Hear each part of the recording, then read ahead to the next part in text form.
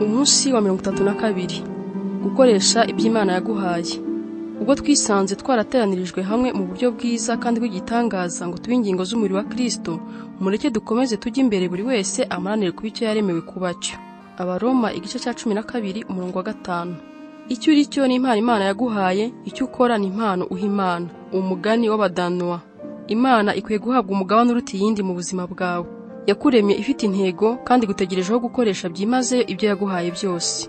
Ntabwo ushaka ko uhangayika cyangwa ngo urarikire kubera ubushobozi ubona abandi bafite ariko wowe utahawe. Ahubwo icyo gushakaho ni uko urangamira gukoresha neza ubuhanga yaguhaye.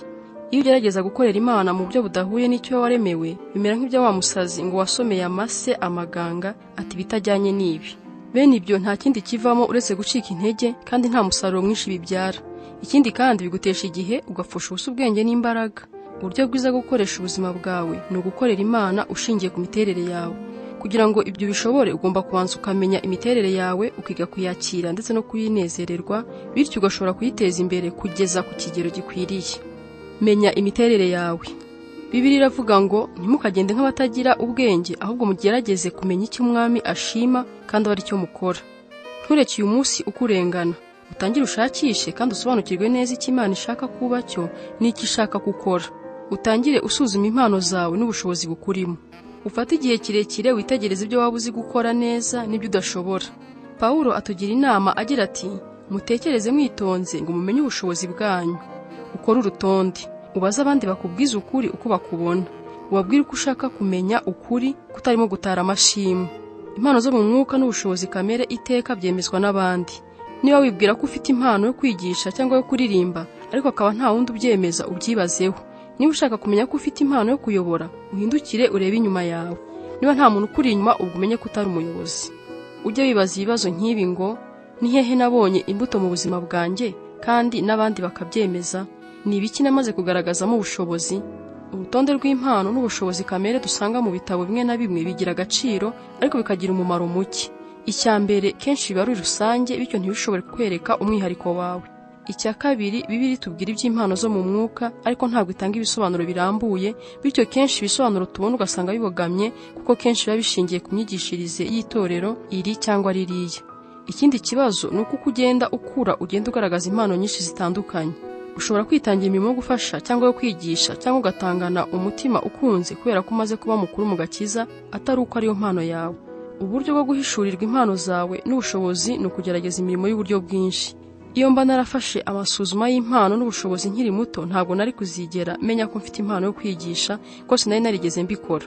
Aho natangiriye kwitabira ubutumire bwo kwigisha, nibwo natangiye kubona imbuto z'imirimo yanjye, abandi nabo barabihamya, bityo ndibwira nti Imana yampaye impano yo gukora uwo murimo. Ibitabo byinshi byigisha kuri ibi bicurika ibintu. Barakubwira ngo banza umenye impano zawe, bityo uzamenya umurimo wahamagariwe. Ariko ubundi uko bigenda si uko nguko. Utangire ukore, ugerageze imirimo itandukanye, bizakwereka impano zawe. Igihe cyose uzaba utaragira icyo ukora, ntuzigera umenya ibyo ufitemo impano. Muri wowe hahishemo impano n'ubushobozi bwinshi utazi kubera ko utigeze ugerageza kuzikoresha. Niyo mpamvu nakugira inama yo kugerageza ibintu byinshi utigeze ugerageza mbere. Hari abantu nahuye nabo bampa ubuhamya ko batangiye kuvumbura zimwe mu mpano zabo bageze mu myaka 70 cyangwa 80. Hari umukecuru nzi ufite imyaka 90 utsinda amarushanwa yo kwiruka kilometero 10 kandi iyo mpano yo kwiruka ngo yayibonyemo afite imyaka 78. We kwivuna ugerageza kumenya impano zawe utaratangira kugira icyo ukora. Uhaguruke utangire ukore. Impano zawe zigaragara neza iyo ugeze mu murimo w'Imana. Ugerageze kwigisha cyangwa kuyobora cyangwa gutondeka gahunda cyangwa gucuranga cyangwa gukora mu rubyiruko. Ntuzigera umenya ibyo ukora neza niba ntacyo wagerageje gukora. Nugerageza bigafata ubusa, we gucika intege kandi wibwira uti n'ubundi kwari ukwipima. Bityo amaherezo uzageraho umenye icyo ukora neza. Usuzume umutima wawe n'ubureme bwawe.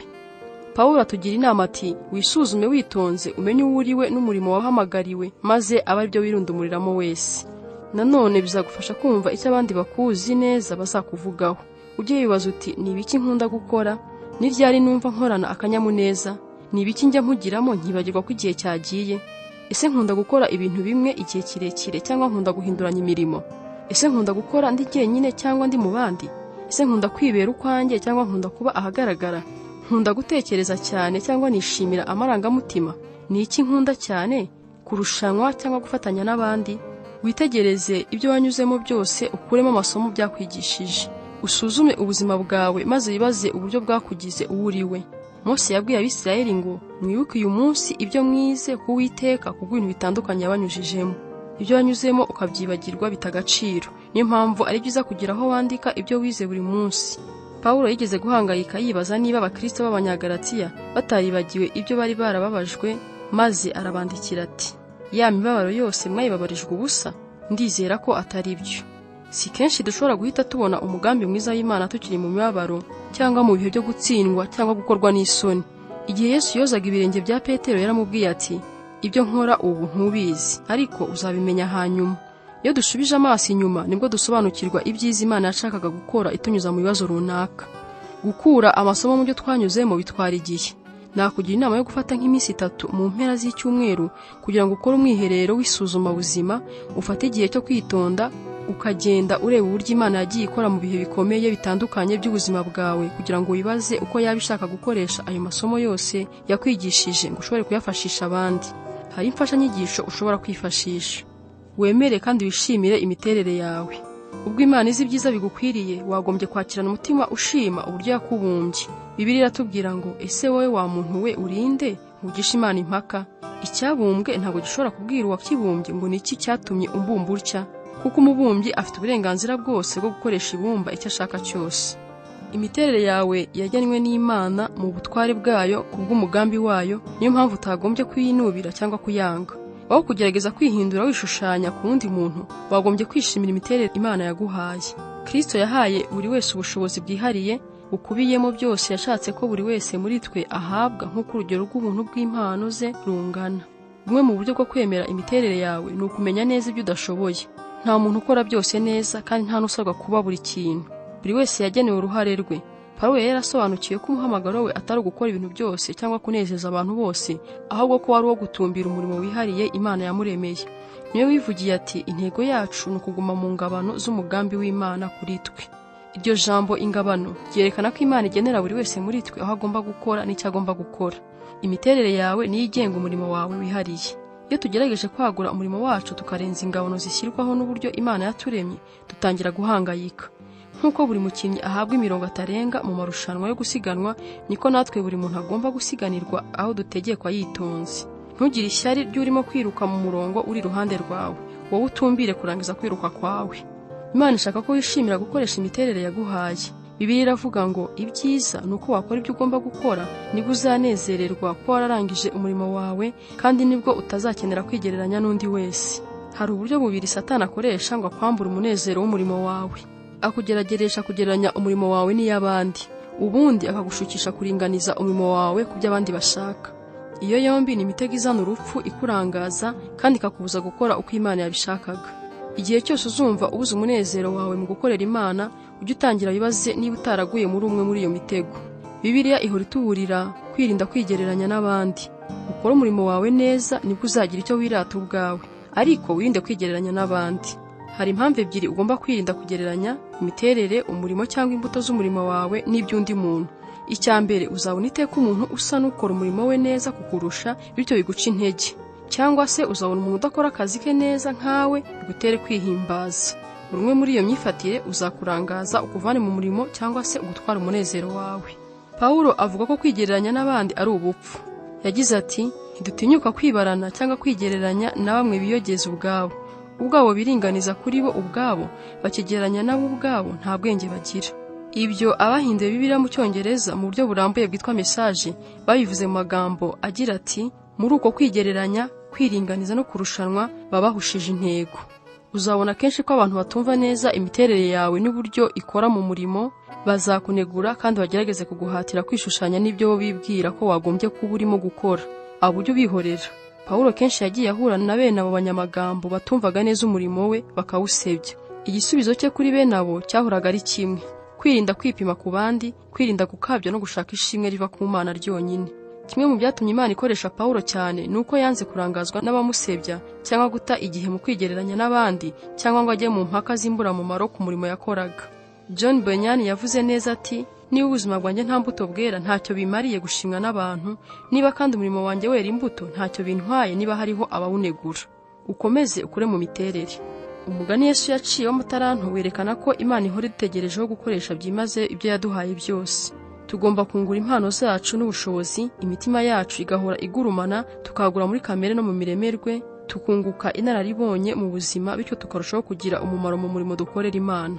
Pawulo yihanangirije Abanyafilipi ngo bakomeze kugwiza ubwenge no kumenya. Ahandi yibutsa Timoteyo ati, watse impano y'Imana ikurimo.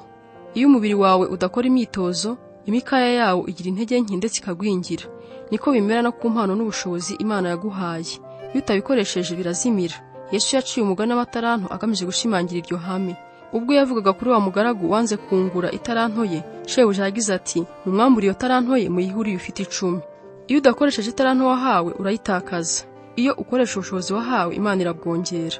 Pawulo yabwiye Timoteyo ati, ukora uko ushoboye ngo ukoreshe ubushobozi Imana yagushyizemo, ubukoreshe. Impano iyo ari yo yose waba warahawe ishobora gukura kandi ikajya imbere kuko kuyikoresha.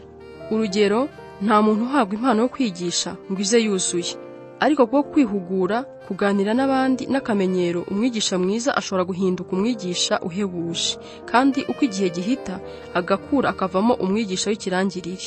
Ntuzigere unezezwa n'impano yagwingiriye hagati. Ugire umwete wiga ibyo ushobora kwiga byose. Ujye ugira umwete wo gukorera Imana mu buryo bushimwa, bene ibyo ntibizagukoza isoni. Ujye witabira buri buryo bubonetse bwo kwihugura kugira ngo ukomeze imiterere yawe kandi ukarishye ubushobozi bwawe. Nitugera mu ijuru tuzakorera Imana iteka ridashira. Ubu dushobora kwitegura uburyo tuzakora uwo murimo tukawimenyereza tukiri hano ku isi. Nk'uko abakinnyi bitegura imikino y'isi, tugomba guhora twitoza igihe tugitegereje uriya munsi ukomeye. Ibyo babikorera guhabwa ikamba rya zahabu ryangirika rigatibara. Mwebwe iryo mukurikiye rihora ari zahabu iteka ryose. Ubu turitoreza imirimo n'ibihembo by'iteka. Gutekereza ku ntego y'ubuzima bwanjye. Ingingo yo kuzirikana. Imana ikwiye guhabwa ibyiza biruta ibindi. Umurongo wo gufata mu mutwe. Ujye ugira umwete wo kwishyira Imana nk'ushimwa, umukozi udakwiriye kugira ipfunwe, ukwiriranya neza ijambo ry'ukuri. Timoteyo wa 2 igice cya 2 umurongo wa 15. Ikibazo cyo gutekerezaho. Nakora iki ngo nkoreshe neza ibyo Imana yampaye?